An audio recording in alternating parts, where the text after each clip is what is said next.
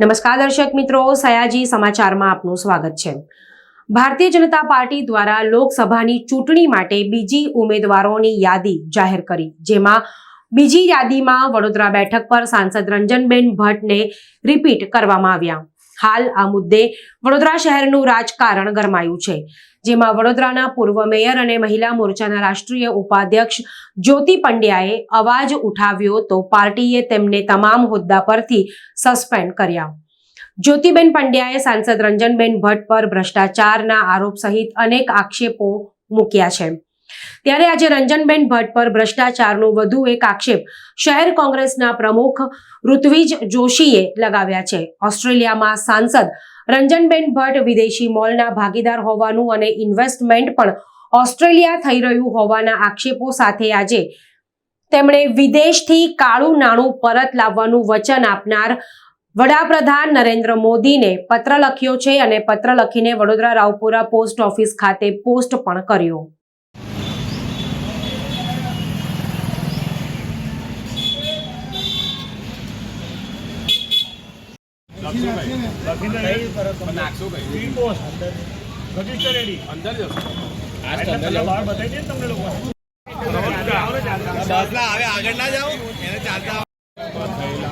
ભ્રષ્ટાચાર બાબતે વડાપ્રધાનને પત્ર લખીને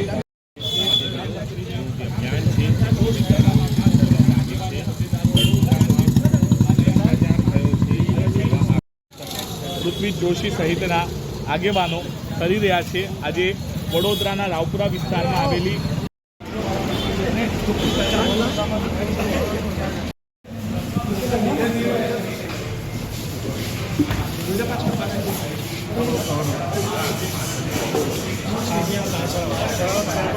પાછા દેખાય આ કોપી તમને આપું છું।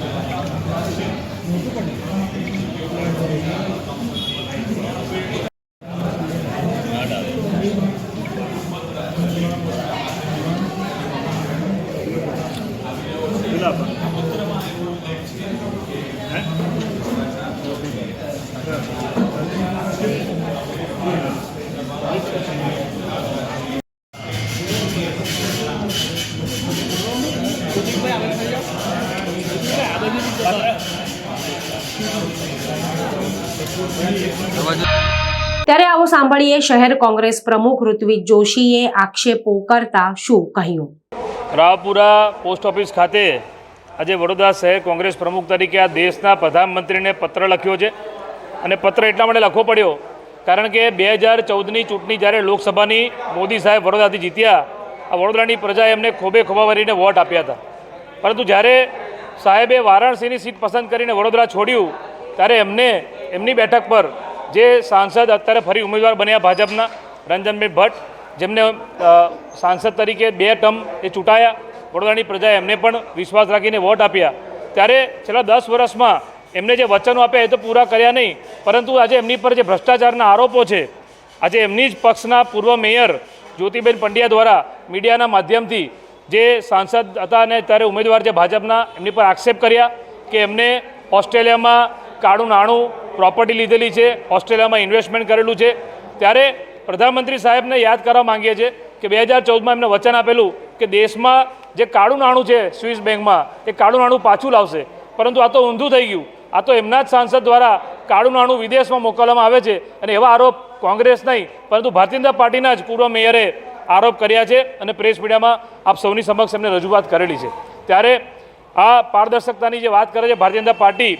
ચાલ ચરિત્ર ચહેરાની વાત કરે છે, તો ખરેખર જો ભ્રષ્ટાચાર આપને ના કર્યો હોય તો પ્રધાનમંત્રી સાહેબ તમારે આનો ખુલાસો કરવો જોઈએ, કારણ કે તમારી બેઠક પર તમે અમને ઉમેદવાર તરીકે પસંદગી કરી અને હમણાં ત્રીજી વખત પણ તમે જ એમને ઉમેદવાર તરીકે એ પસંદગી કરી છે। ત્યારે ભ્રષ્ટાચારના આરોપો જે થયા હોય તે ભ્રષ્ટાચારના આરોપો ખરેખર સાચા કે ખોટા એ તમારે જ ખુલાસા કરવા જોઈએ। અને ખાસ કરીને આપણે સૌ જાણીએ છીએ કે સાંસદ તરીકે એમની જે ટર્મ હતી એ ટર્મમાં એમને પણ જે કામો પ્રજાલક્ષી કોઈ કર્યા હોય એવું આપણને જોવા મળ્યું નથી. ત્યારે કોંગ્રેસ પાર્ટી દ્વારા આજે અહીંયા રજિસ્ટર ડીડીથી દેશના પ્રધાનમંત્રીને પત્ર લખવામાં આવ્યો છે, કારણ કે આ લોકો હાથીના દાંત ખાવાના અલગ ને બતાવવાના અલગ, વાતો મોટી મોટી કરવાની પણ નામ બળે દર્શન છોટે. ત્યારે આજે પ્રધાનમંત્રીની છબી પર પણ બહુ મોટો પ્રશ્ન છે. એક બાજુ આ દેશમાં ઇલેક્ટ્રોલ બોન્ડનો તો પ્રશ્ન ઊભો થયો છે, આટલો મોટો ગોટાળો ભ્રષ્ટાચાર, પરંતુ વડોદરાની વાત કરીએ તો વડોદરાના જે ભાજપના સાંસદ રહી ચૂક્યા છે, જે હાલના ઉમેદવાર જાહેર કર્યા છે, એમની પર ભ્રષ્ટાચારના જે આરોપો છે એ બાબતે આ લોકોએ ખુલાસો કરવો જોઈએ એવો પત્ર કોંગ્રેસ પાર્ટી દ્વારા લખવામાં આવ્યો છે.